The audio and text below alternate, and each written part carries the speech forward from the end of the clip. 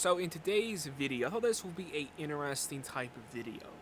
Halloween 2018, almost a perfect Halloween sequel. Again, this is my opinion, and I know some people will automatically put this at their, top 2 or top 3. I'm not going to spoil where I will put this in a ranking, but just know for me this is almost a perfect Halloween sequel, and I think will grow over time, which I will talk about here in a minute. So let's get right into the video. The first thing I do want to talk about, if you go back and watch my original review all the way back in 2018, I talk about this was my first Halloween film I ever got to see in the cinema. So to me, that's a pretty big deal. But, even though I have nostalgic for this film, after so many watches, I think it's almost a perfect Halloween sequel. So let me start off by saying the things that I do actually like about Halloween 2018. What are the things I do like about Halloween 2018? And before I do get into that, I will be doing something where I'll talk about like how I, about mixed feelings of the film, which I will get into that like later on in the video. So right now, I just want to talk about things I do like about the film. I think the score is one of the best scores in the franchise. There are some really good kills. Michael's intimidating. The mask is cool. Um, Alice and her friends are really good characters as well. Um, you know, again, the cinematography, kills, all that. It's really good. The opening, love the opening where like he's holding the mask and the pumpkin comes on. Really good stuff, right? And there's some more stuff that that I do like about Halloween 2018. What I will say though, and it kind of goes into a negative, but I just want to talk about it real quick. I feel like the sheriff in this film was kind of not properly used, and even Hawkins, which I will talk about again here in a minute. But back on topic, things I do like I said, the score. Michael's mask is one of my favorite masks. I'm not going to spoil that ranking, but I like the masks.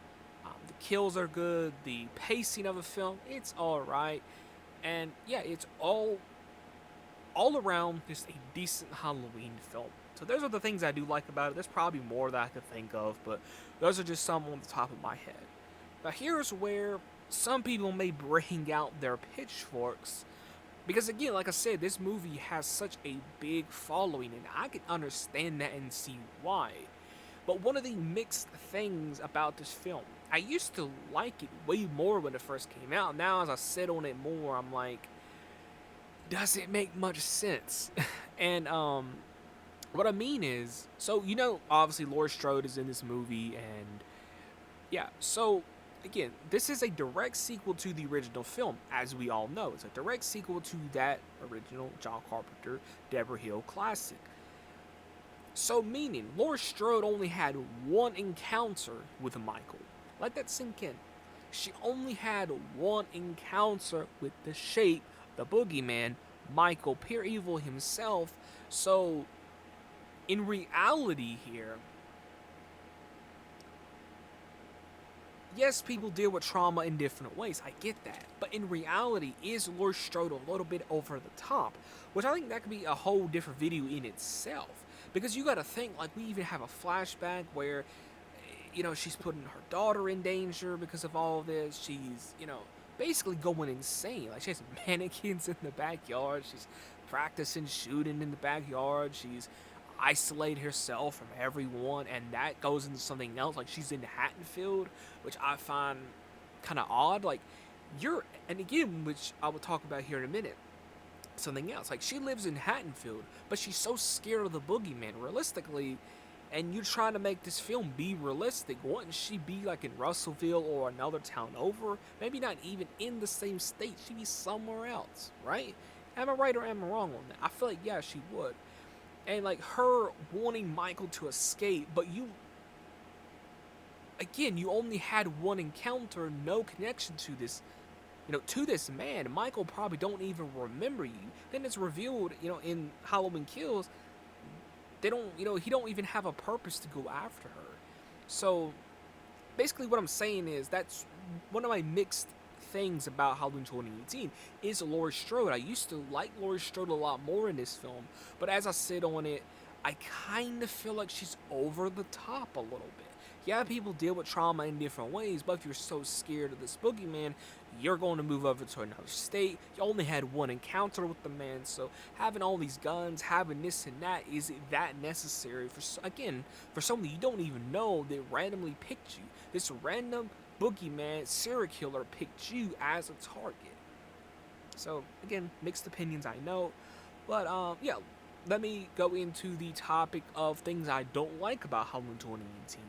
Again, pitchforks being brought out here because there is a lot. I mean, a lot more than it used to be.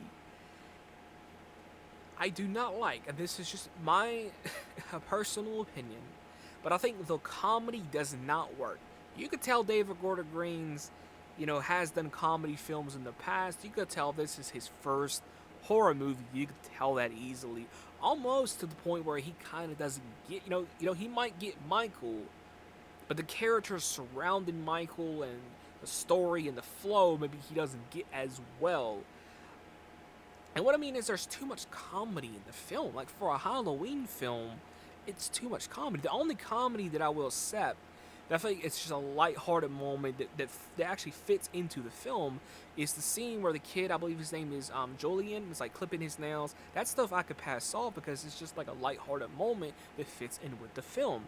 But the stuff that I will cut out is later on. It's like when Michael pops out of the closet and Joel, I forget what the kid says, but he runs down again, that's a serious moment. I'm not a director, not a writer, not a producer, but you could just see that, okay, that's a serious moment. It should be taken seriously, not have this kid crack a joke. So again, when I cutted that out, I just kept it a serious scene, which will go into something else. There's a lot of random scenes. I do not know why David Gordon Green likes these random scenes. I don't know why the editor. I don't know why. I don't.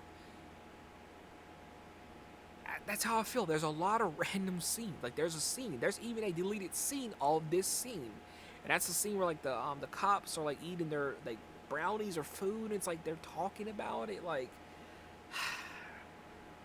okay, there's even a deleted scene of that scene, which I find it ridiculous that was even put in the film. And then you have the whole stuff in the kitchen at the early end. Can't talk. Apologize.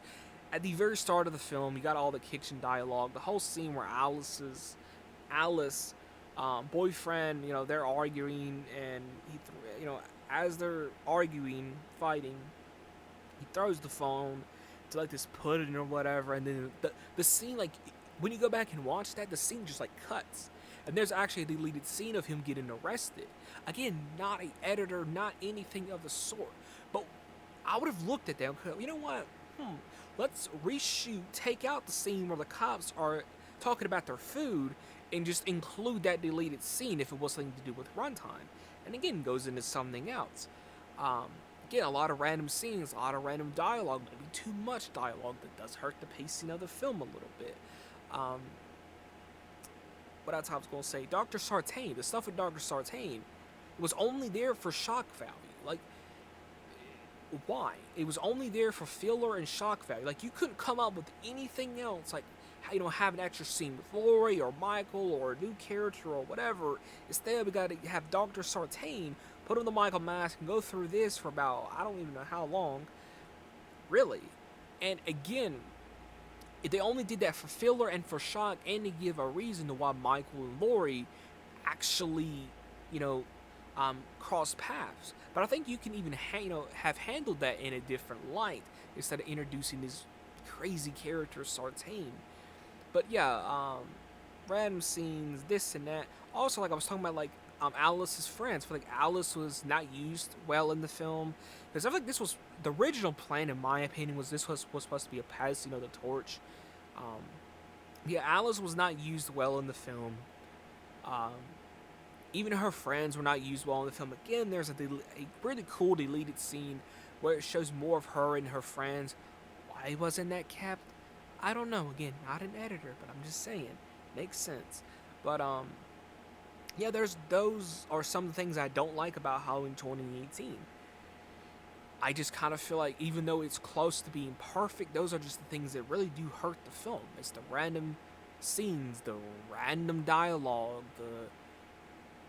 scenes that just literally cut and this and that. It's like you could tell that, again, nothing against David Gordon Green.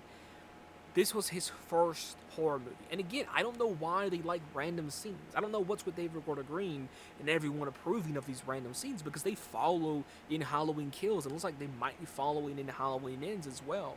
So the bottom line is Halloween 2018 is almost a perfect Halloween sequel. Major awesome things to love, but some very negative things about Halloween 2018 as well that I think a lot of people are afraid to even admit and talk about. But I think this will have a Halloween H2O effect.